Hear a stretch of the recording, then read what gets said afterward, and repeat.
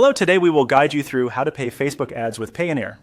In this walkthrough, we'll connect Payoneer as a payment method inside Meta's tools so you can fund your Facebook ads smoothly and keep campaigns running without interruption.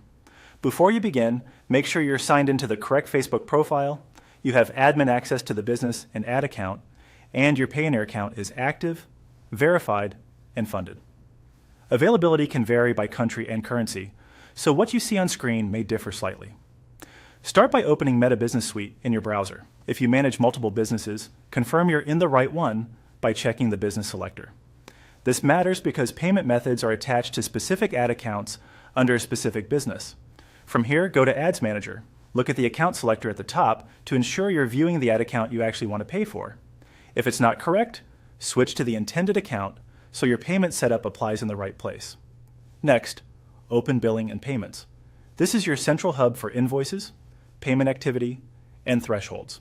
Take a second to verify that your account's country and currency are correct. Changing them later usually requires creating a new ad account, so it's best to catch issues now. Navigate to Payment Methods. Here you'll see an existing cards or wallets, your primary method, and optional backups. Your primary method is what Facebook charges first, while a backup covers you if the primary fails. Click Add Payment Method. A window will display the options available for your location.